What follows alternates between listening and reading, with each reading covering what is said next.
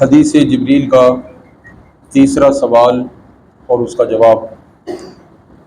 پہلا سوال نبی پاک علیہ السلام کی خدمت میں آنے والے نے کیا تھا کہ مجھے اسلام کے بارے میں بتائیے، اس کا جواب دیا۔ پھر دوسرا سوال کیا کہ مجھے ایمان کے بارے میں بتائیے، وہ بھی جواب دے دیا۔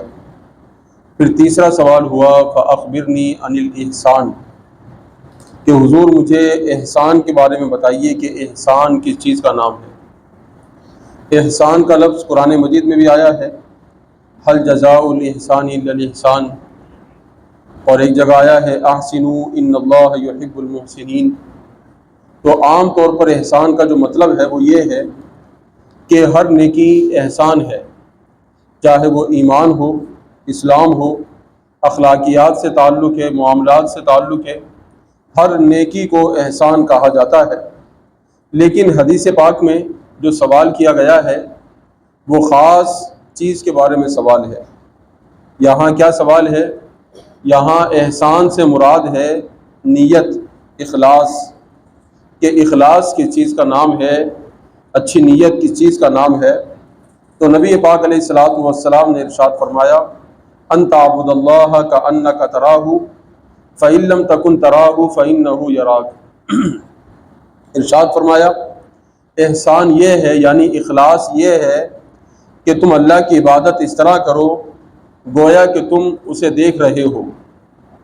آدمی جب کسی بڑی شخصیت کو اپنے سامنے پاتا ہے تو اس کے احترام میں، اس کے خوف میں، اس کے رعب میں آدمی انتہائی عاجزی کا پیکر بن جاتا ہے، اور وہ ادب کے ساتھ ان کے سامنے کھڑا ہوتا ہے، ان کے سامنے بیٹھتا ہے۔ مثال کے طور پہ کسی شخص کا پیر اس کے سامنے آ جائے، اس کا استاذ اس کے سامنے آ جائے، یا کوئی بھی لیڈر، کوئی قائد جس سے وہ محبت کرتا ہے وہ اس کے سامنے آ جائے، تو پھر آدمی کا گفتگو کرنے کا انداز تبدیل ہو جاتا ہے، نہایت احتیاط کے ساتھ وہ بات کرتا ہے، اس کا اٹھنے بیٹھنے کا انداز تبدیل ہو جاتا ہے، بڑی احتیاط کے ساتھ اٹھتا بیٹھتا ہے۔ کیوں کہ میرے سامنے میرے پیر صاحب بیٹھے ہیں، میرے سامنے میرے استاد موجود ہیں، میرے سامنے میرا قائد موجود ہے۔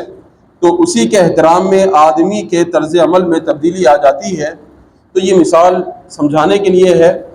اللہ رب العالمین کے بارے میں جب بندے کا یہ ذہن ہوگا، یہ تصور ہوگا کہ میں اپنے رب کو دیکھ رہا ہوں، مطلب یہ ہے کہ وہ اسی طرح اللہ کی عبادت کرے کہ گویا وہ اپنے رب کو دیکھ رہا ہے، یعنی اس کے دل میں خوف ہو، اس پر ایک رعب طاری ہو، وہ اچھے انداز میں ادب کا لحاظ کرتے ہوئے عبادت کو بجا لائے۔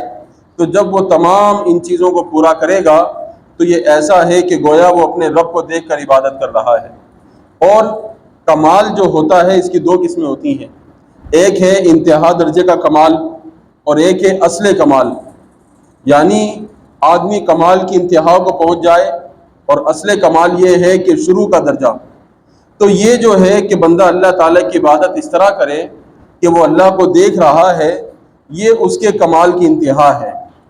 یہ بندہ اپنے کمال کی انتہا کو پہنچ گیا کہ وہ اس طرح عبادت کر رہا ہے، یہ تصور کر کے عبادت کر رہا ہے کہ میں اپنے رب کو دیکھ رہا ہوں۔ وہ طہارت بھی اچھے طریقے سے کرے گا، نماز بھی اخلاص کے ساتھ پڑھے گا، اس کے ذہن میں دنیا کے خیالات نہیں آئیں گے، پوری توجہ اس کی عبادت کی طرف ہوگی۔ نماز ادا کرے گا تو اسی طرح، روزہ رکھے گا تو اسی طرح، قرآن مجید کی تلاوت کرے گا تو اسی طرح، کوئی بھی عمل وہ نیک کرے گا تو اس کے ذہن میں یہ ہوگا کہ میں اپنے رب کو دیکھ رہا ہوں، تو پھر یہ اس کے کمال کی انتہا ہے۔ اور پھر دوسری بات ارشاد فرمائے نبی پاک علیہ السلام نے فَإِن لَمْ تَكُنْ تَرَاهُ فَإِنَّهُ يَرَاكَ، اگر تمہارا تصور یہ نہیں بن سکتا کہ تم اسے دیکھ رہے ہو تو پھر اتنا ذہن میں رکھو کہ وہ تمہیں دیکھ رہا ہے۔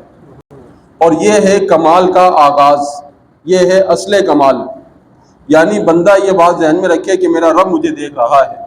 اور جب آدمی کو پتہ ہو کہ کوئی بڑا مجھے دیکھ رہا ہے تو اس کے عمل میں احتیاط آ جاتی ہے۔ مثال کے طور پہ آپ کسی ادارے میں، کسی دکان پر، کسی دفتر میں کام کر رہے ہیں، وہاں اگر کیمرے لگے ہوئے ہیں تو پھر کیا ہوتا ہے کہ بندہ کیمروں کی وجہ سے احتیاط کرتا ہے۔ وہ کوئی بھی غلط قدم اٹھانے سے پہلے یہ سوچتا ہے کہ کیمرہ لگا ہوا ہے، اگر کوئی وہاں غلط کام کر رہا ہو، غلط قدم اٹھا رہا ہو تو دوسرا کہتا ہے خیال کرو کیمرہ لگا ہوا ہے۔ تو کیمرے کا اتنا خوف ہوتا ہے، کیوں کہ مالک اور آفیسر ہمیں دیکھ رہا ہے۔ تو یہ ایک مثال سمجھانے کے لیے ہے عبادت کے معاملے میں بھی بندے کا یہی ذہن، یہ تصور ہونا چاہیے کہ میرا رب مجھے ہر وقت دیکھ رہا ہے۔ تو نبی پاک علیہ السلام نے کمال کا آغاز بھی ہمیں بتا دیا، کمال کی انتہا بھی ہمیں بتا دی۔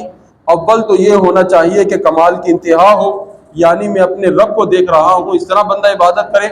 اگر یہ تصور نہ بن سکے تو کمال کا آغاز تو کم از کم ہو کہ میرا رب مجھے دیکھ رہا ہے۔ جب یہ بات ذہن میں ہوگی تو بندہ ہر غلطی سے، ہر گناہ سے اپنے آپ کو بچائے گا اور اچھے انداز میں عبادت کرنے کی کوشش کرے گا۔